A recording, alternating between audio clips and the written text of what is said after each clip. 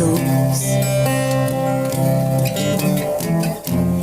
And no money in our coats. Well, you can't say we're satisfied, and you can't say we never tried.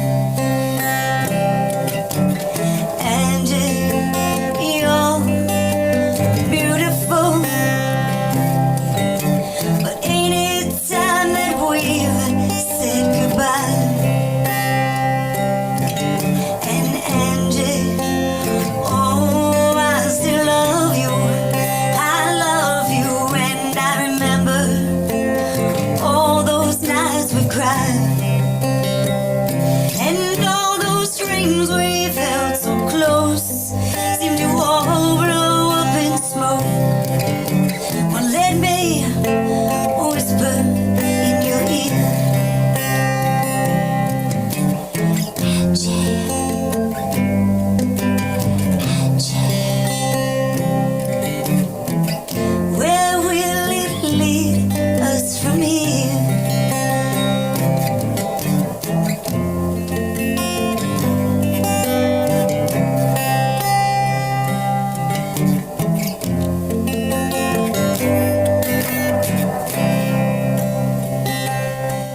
Oh, Angie, don't you wish, 'cause your kisses still taste sweet. Oh, but I hate that sadness in your eyes. Hey, Angie, oh, my pretty Angie, oh, ain't it time that we've said goodbye? Oh, with no loving in our souls, and no money in our coats. Oh, you can't say you were satisfied. And Angie, oh, I still love you. I love you, baby. And everywhere I look, I see your eyes. Oh, there ain't a woman that comes close to you, my Angie. And come on, baby, come on, dry those eyes. Hey, Angie, oh, my pretty Angie, ain't it good to be alive? And Angie, you can't say we never tried.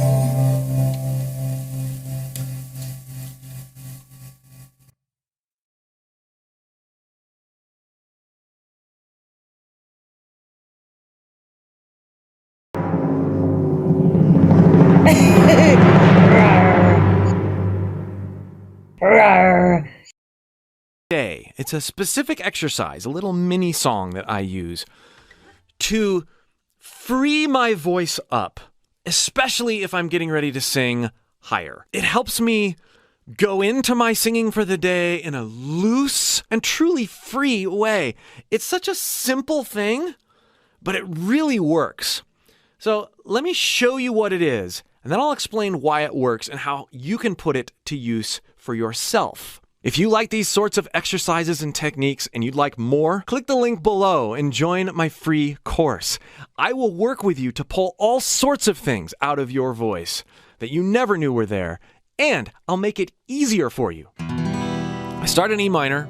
You know, if you don't play guitar, you can just put on a synth or a drone or something to get your pitch center. And I use the words, I'm gonna go up, I'm gonna go down. That's it. And I start by singing it like this.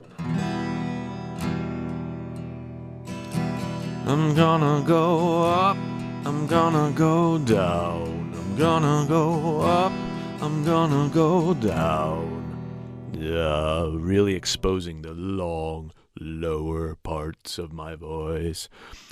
Letting myself sort of yawn into the lower engagements. I'm gonna go, and I embrace the lower resonances I'm hearing. I'm gonna go up, I'm gonna go down. I'm gonna go up, I'm gonna go down. I do that for a little while. Notice I'm still low. I'm low. And then I bring it up a little bit. I'm gonna go up, I'm gonna go down. I'm gonna go up, I'm gonna go down. I'm gonna go up, I'm gonna go down. And one of the ways that I'm really exploiting in my voice is as I go lower, down, down, down, I'm actually practicing compressing into those lower notes. So down, down, which is something that a lot of people forget to do when they sing low, and then when they start adding compression when they're high, it's the contrast or the sensation is jarring. And if you can get compression on lower notes, if you can get that down when you're lower, you're actually going to have more success doing it when you go higher. I know that sounds counterintuitive, but it's so true. So then I go up a little bit more. And then I start exploiting different things in my voice as my voice goes higher. I'm gonna go up. I'm gonna go up. I'm gonna go up, I'm gonna go down, I'm gonna go up, I'm gonna go down, I'm gonna go up, I'm gonna go down, I'm gonna go up. Notice I'm breaking, I'm sighing out of that. Now, I didn't do that when I was a little lower. I could have, but I start adding different sorts of playful articulations and an extra energy to it. So I'll start in E, then I'll go to G minor, and then I'll go to A minor. Let me play that sequence for you again. And again, think about and notice the different things I'm doing with my voice. I'm warming up different types of coordinations. I'm gonna go up, I'm gonna go down, I'm gonna go up, I'm gonna go down, I'm gonna go up, I'm gonna go down, I'm gonna go up, yeah. I'm gonna go up, I'm gonna go down, I'm gonna go up, I'm gonna go down, I'm gonna go up, I'm gonna go down, I'm gonna go up, up.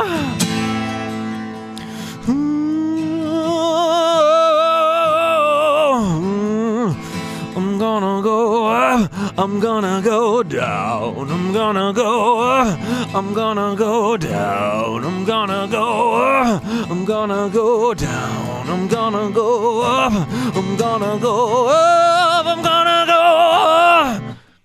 Then, once I've gone to A minor and I've started to push up into that sort of compressed middle chest voice, I go back down to E and I go up the octave. Now here's where it gets really interesting.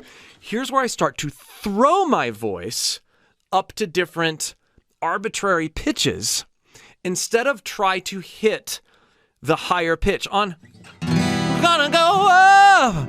That's at the upper end of my chest voice. Instead of doing that in the warm-up all the time, I might hit it sometimes, but a lot of times I'll purposely throw my voice past it.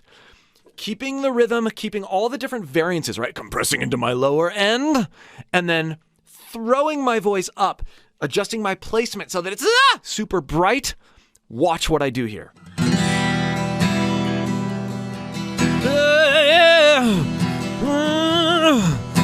I'm gonna go up, I'm gonna go down, I'm gonna go up, I'm gonna go down, I'm gonna go up, I'm gonna go down, I'm gonna go up, I'm gonna go down, I'm gonna go up, up, down, I'm gonna go up, I'm gonna go down, I'm gonna go up, I'm gonna go down, I'm gonna go up, I'm gonna go down, I'm gonna go up, I'm gonna go down. Now, what this did is it unlocked my easier, higher chest voice notes because mentally I've already blown way past it in throwing my voice past those notes. This is super useful for me.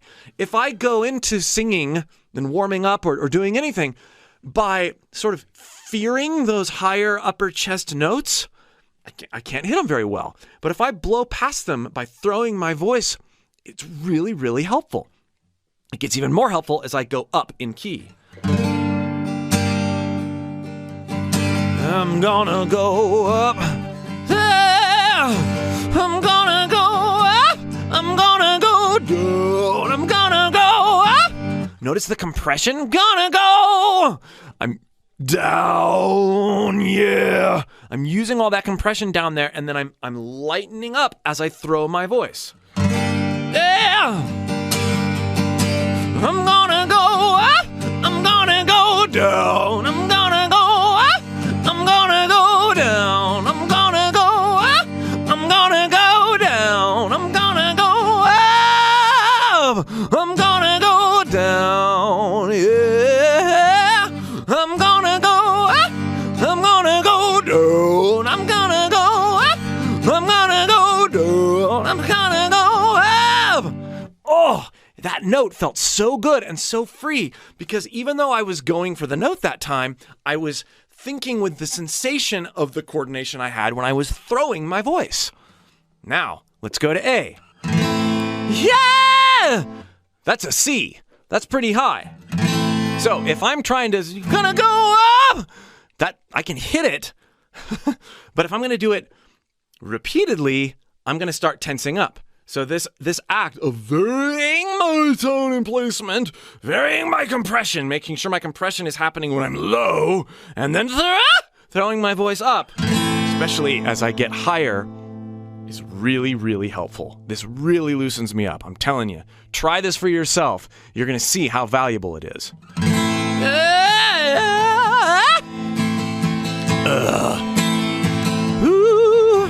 I'm gonna go up. I'm gonna go down. I'm gonna go up. I'm gonna go down. I'm gonna go up. I'm gonna go down. Hey, I'm gonna go up. I'm gonna go down. I'm gonna go up. I'm gonna go down. I'm gonna go up. I'm gonna go down.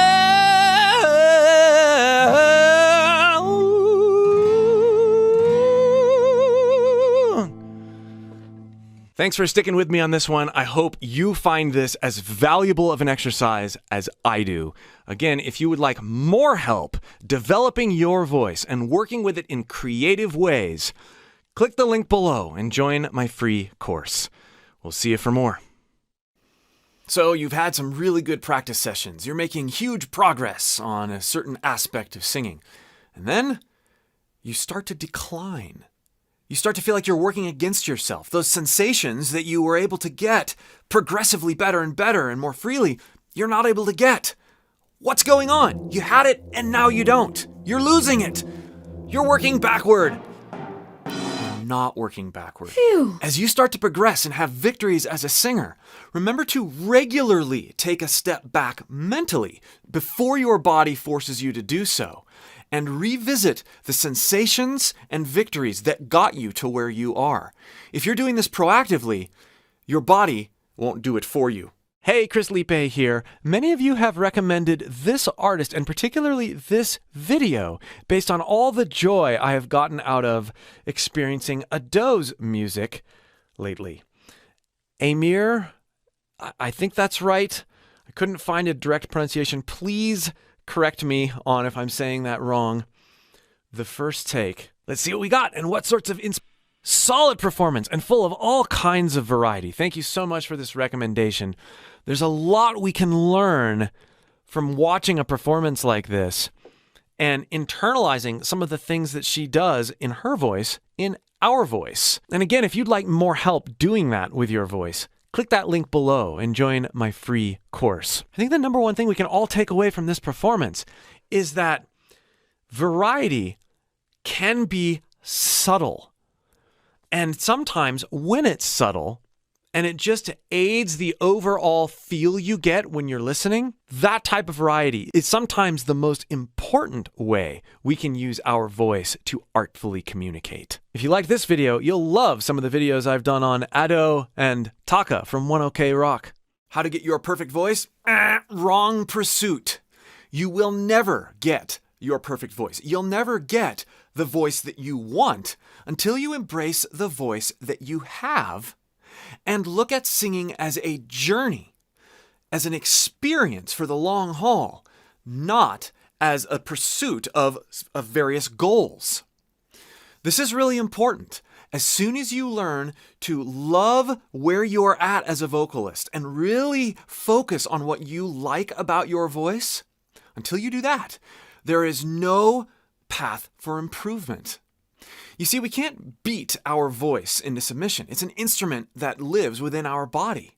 We have to take in influences and inspiration and meld those with what we already do well, and then enjoy the journey of those becoming one.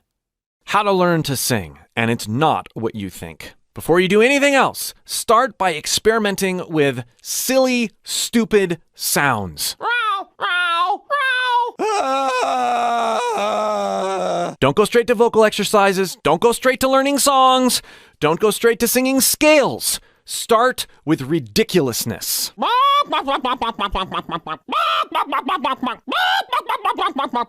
Then learn to listen to other singers and pull out similarities between all the ridiculous sounds you make and what they're doing that actually sounds really cool. Just try to relate to this, and it is the only way. The other side.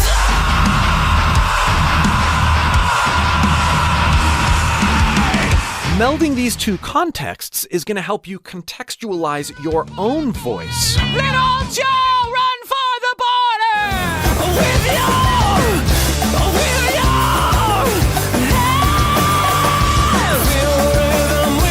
head. This is when you start singing small parts of songs. But don't lose that ridiculousness and those silly sounds as you're starting to get into singing parts of songs. Don't sing full songs all the way through. Still don't try vocal exercises.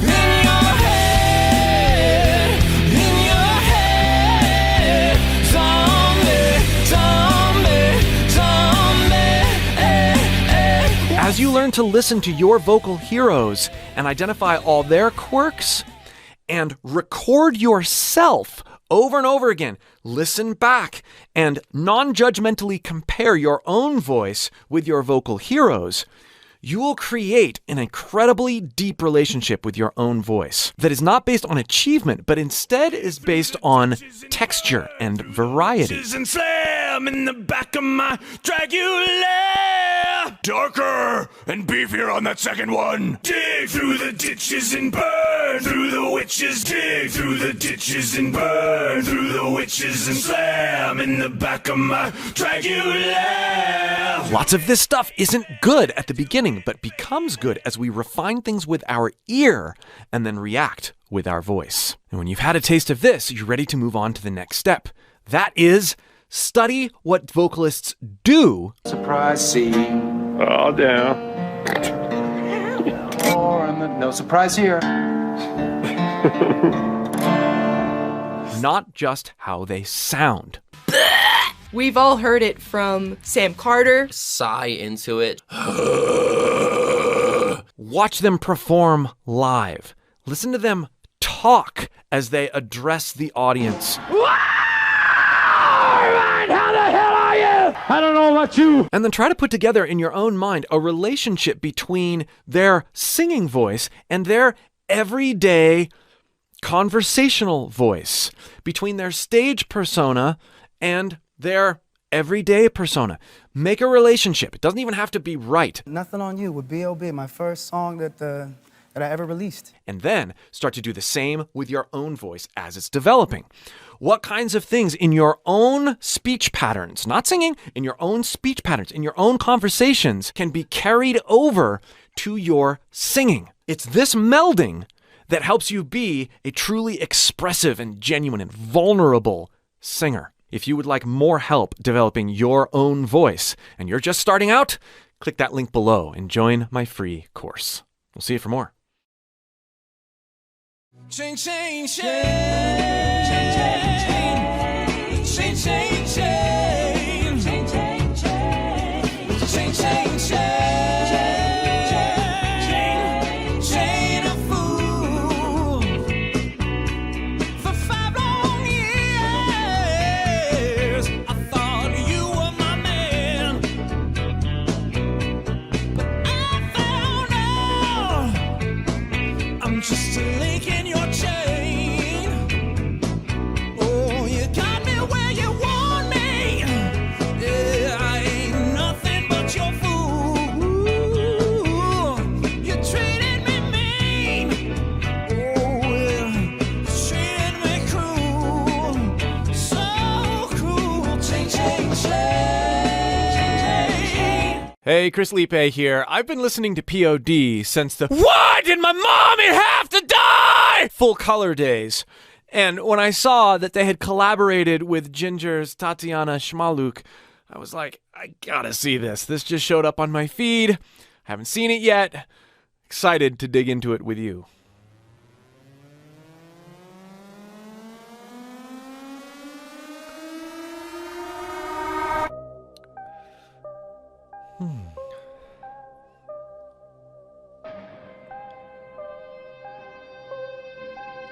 I decided it was time for me to live, but the hardest part is trying. They say you either get busy with living or get busy dying. You see, there's only one me, and I'ma be who I'm supposed to be. Nobody said it would be easy. See, I was never given much, I wanna take that too. But everybody gets a chance, do what you gotta do. Can nobody take it from me? You make me wanna quit. You only get one life, no matter what, you better live it. Nice.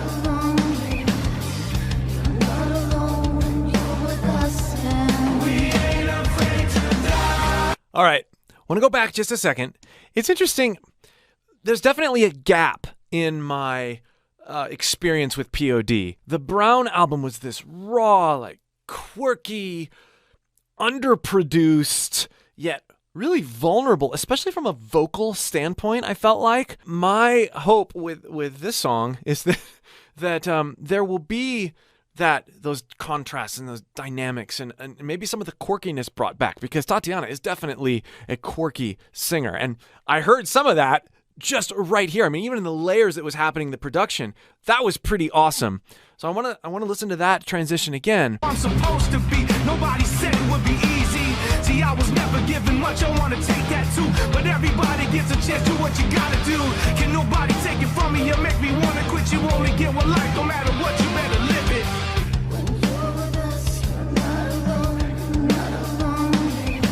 Not alone, not alone. That wonderful octave double there, and she's so quivery up there. That's a really cool sound.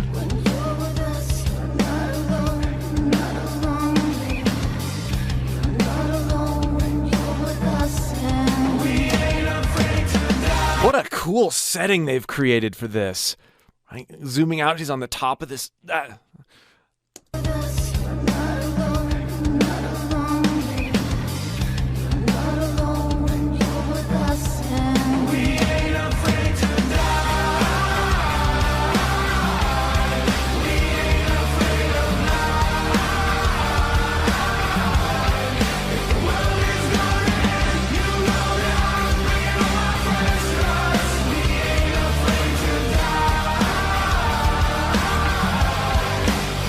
Some cool layering there.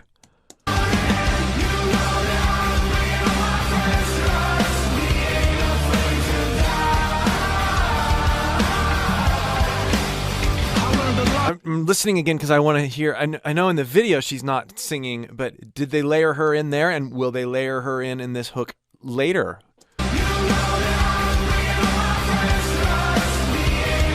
Oh, she is singing with it. Yeah, I hear her kind of right in the center, this little fly on the wall right there. I learned a long time ago, life is a gift that I've been given. It's It's been me against the world, but I knew I'd never give in. Life can hurt, but ever since my rebirth, I stepped out of my way and discovered what I'm really worth. So I'm free to unwind while enjoying the ride. We catch your vibes and always down to have a good time. POD, spoken vocal production, is a masterclass in how to create width and texture using slightly different characters tied into one mainline character. It's a fancy way of saying they use a lot of doubling to widen the image. This isn't doubling that is, okay, I'm gonna say it once, I'm gonna perform it once and then duplicate the track and then pan it. This is multiple takes. He's re-reciting these lines and using the same timing but slightly different vocal postures. To create tonal width and variation. And it's a really cool sound.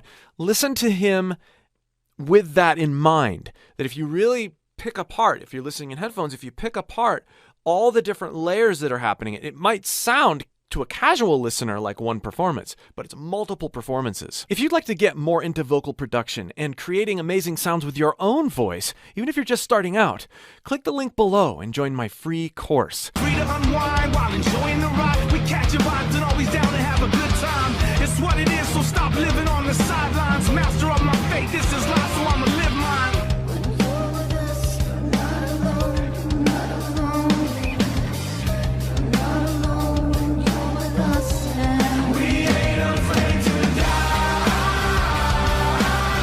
Want to hear the screaming?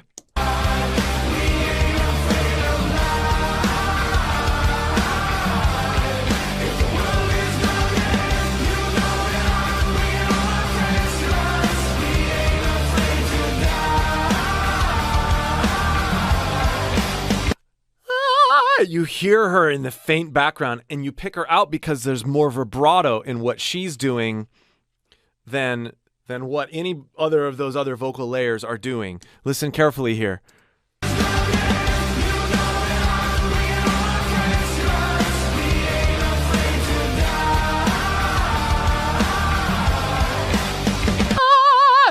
That almost exaggerated vibrato there.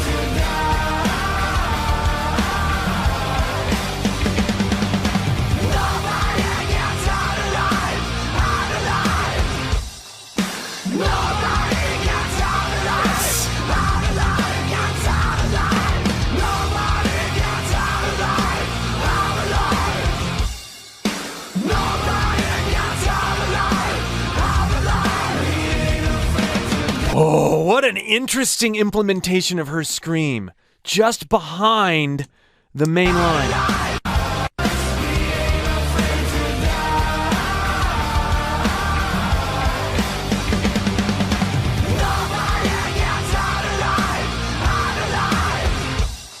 Out alive! You hear that panned out here, and then you hear Tatiana's.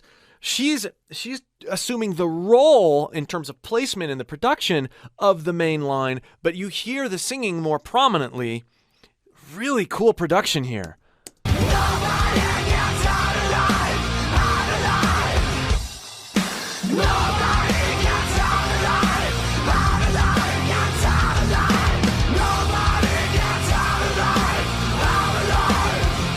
Ooh. Do you hear how she lengthened on just that last one?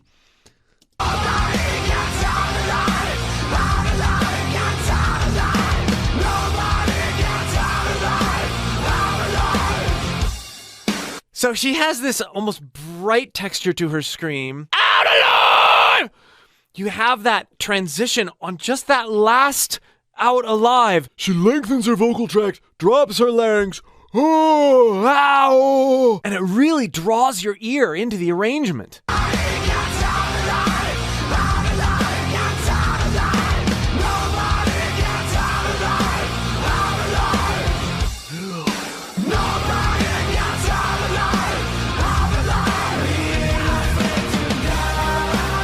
Talk about brilliant tone shaping. It's fun to hear it in this layered context. The past several videos I've reviewed of Ginger have been, her just up front, one take. It's nice to hear the production around here. Of course, it's wonderful to hear her in the one take or live environment as well.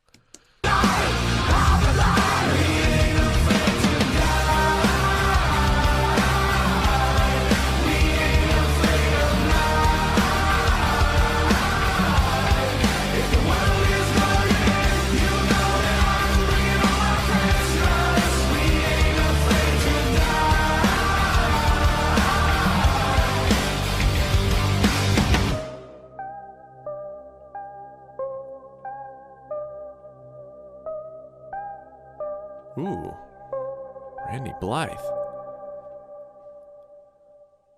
Looks like I've got some more features to check out. This was really cool. I'm glad this came across my feed. Glad I discovered it. Thank you, Google, for being attentive to my ginger breakdowns and putting this in front of my eyes. I'm feeling this extreme sense of nostalgia and worlds melding together with, POD, a band that I discovered when I was much, much younger. And then having Tatiana be a part of that, a singer that I've just recently discovered.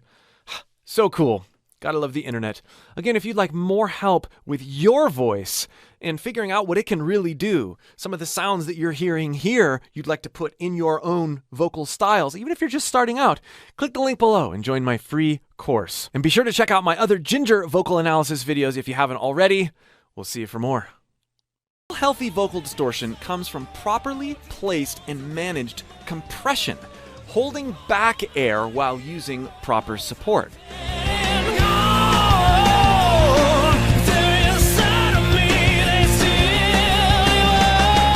But a lot of singers have trouble holding back air and placing that correctly as they go higher, particularly up into what they feel like is a mixed voice. We end up clamming up or seizing up when we try to go too high with this holding back or compressing air approach. Bear with me here. First, think super thin, high, and whiny.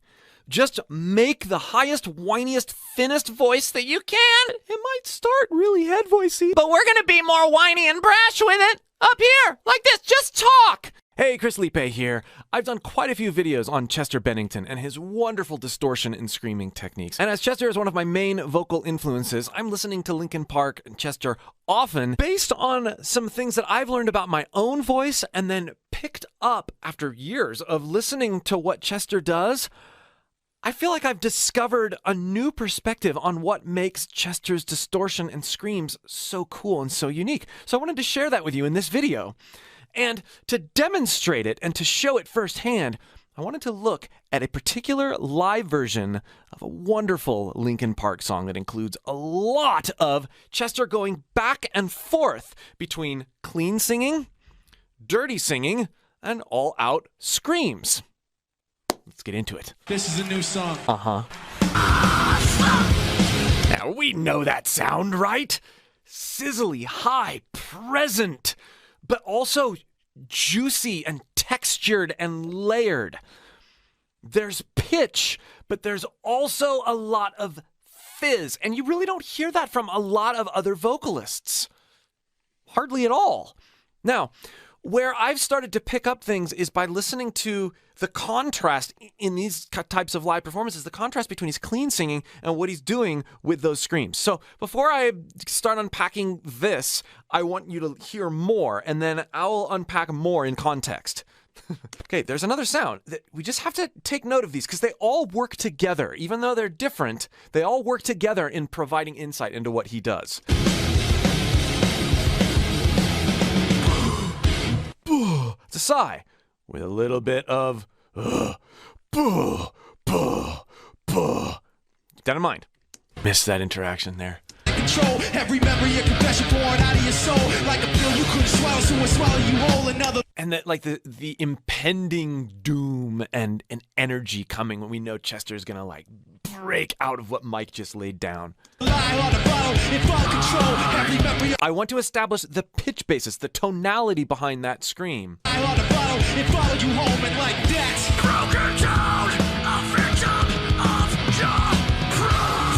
Broken down! And then the mouth shape. Broken down! A victim of! It's not broken down! But it is that note. There's a definite note basis there, and that note is prominent. And part of the really hear that tone come through, and then he's singing the same note in the clean section here, but it's so incredibly behind. So we have this lies you hide behind, right? Like such a contrast on the same exact note. This gives us a lot of clues into how Chester's getting his sound. Now, I have to say, if you're trying to experiment with this stuff, but you don't understand fundamentally what it means to support your voice in different ways, in correct, proper, different ways, you're going to be really frustrated and you're probably going to hurt yourself.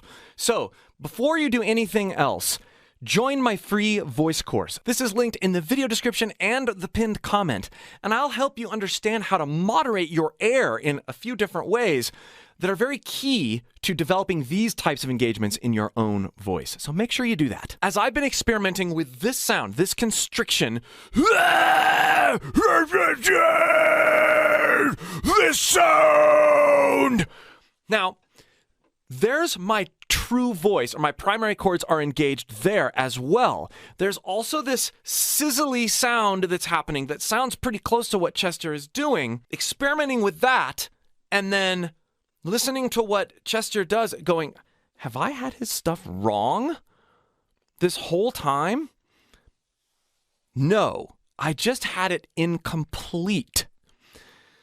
If we take the pitch scream technique that I've gone over dozens of times on this channel, and we're going to use that word lies, lies, and we shape it like I was shaping earlier. Lies, lies. We put it a bit more back in our throat. We kind of yawn. Lies, to help darken it up.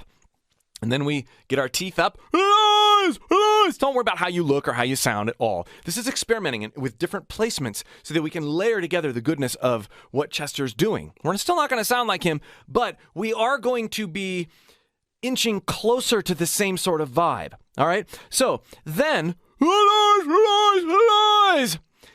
Then we're going to do this other technique, this lies, lies. I've talked about this as the gag technique. It's a higher constriction, higher level, higher placed resistance in your throat. The beautiful people. And you can shape that with your mouth too. So combine the placement of, or the shape that we had with the pitch, lies, with this sound. Rise, rise, rise. Now, my primary voice is much lower than we hear the lies, that pitch. Here in lies, the combination, or the like butting heads of these two techniques and the blending of these approaches that I find so magical in order to get higher with this type of engagement, and get that real sheeny, sizzly, sort of sound that has more presence than the just standard pitch scream, which I've covered many times, the sort of Cornelian, that has your true voice in it, but it lacks that sound. So we can actually get both. Now, we're going to take that posture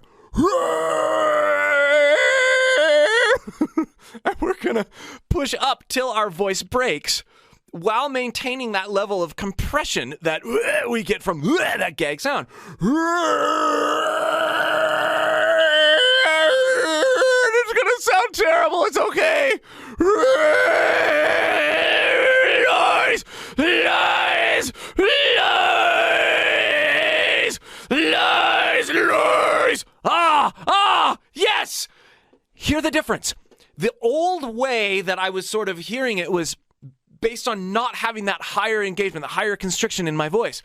It was lies, lies, which is a cool sound, lies. But it always was like escaping me how he could have this like sort of posture and that high sheen at the same time. It's by combining this upper constriction with the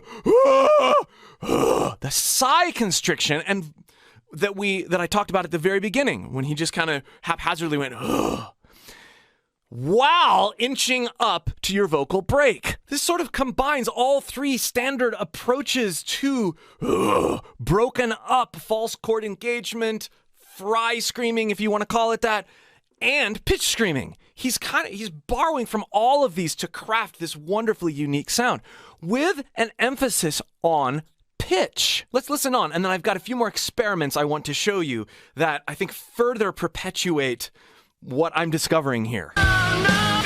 Okay, that word, mistaken. There's so much voice in there. And if you listen to that sound and you listen to the posture of his voice And then you compare that with what we hear Corey Taylor do, particularly in his earlier screams. It does sound like a glorified yell. Mistaken! Mistaken! Mistaken! Where you're just pushing harder and harder. That's not sustainable. Clearly, this is sustainable for Chester because he's able to actually go back to clean singing afterward. So what I've been practicing particularly lately is rather than just pushing into it, that sort of yell scream, I've been trying to get my voice to break,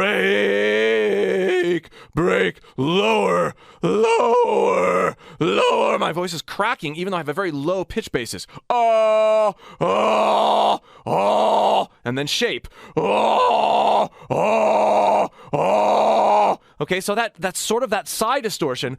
Oh, oh, oh, right? But then I'm going to add that upper constriction on top of it. Yeah,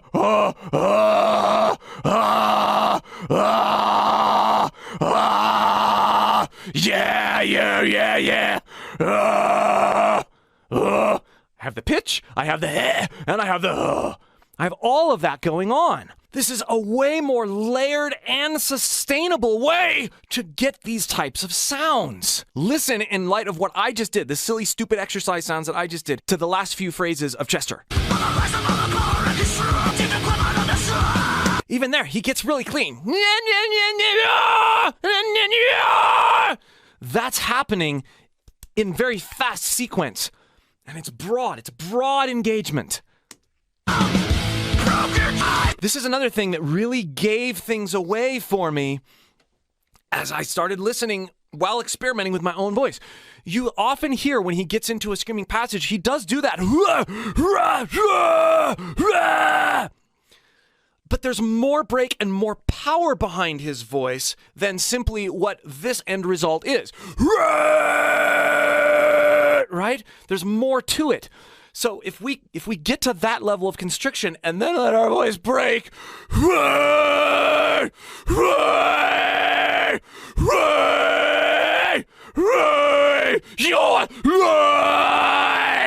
now, I'm still learning, I'm still working this stuff out. But wow, do I feel like I have a whole other level and an area of texture to explore now. Thank you for sticking with me as I... Yeah! Okay, so that clue about his clean singing, like how do we use his clean singing to get there? It's in that behind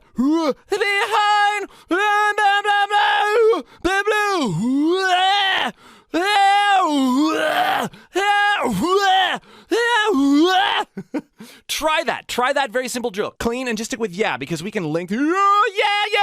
We can do lots of things with yeah. And then dip. Clean, yeah, let your voice break a little, and then push all the way through to where we get that gag sound.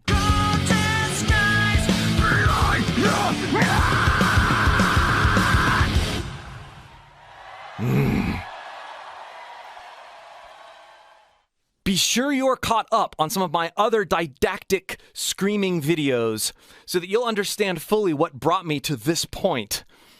I guarantee you it'll be worth it. And if you'd like more help developing the essentials necessary to do these types of things with your voice, make sure you've joined my free voice course linked in the video description or the pinned comment. We'll see you for more.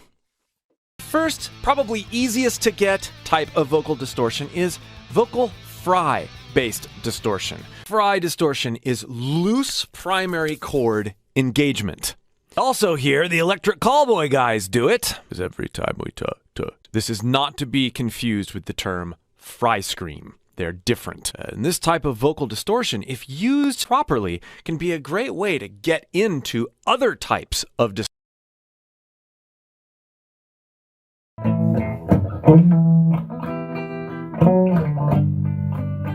I love you, oh loves. Do you have those?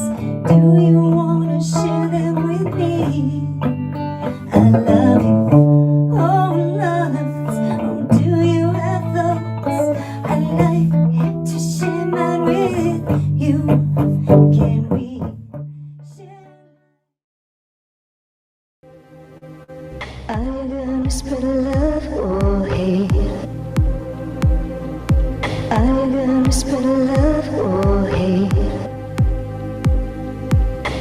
even whisper love or hate.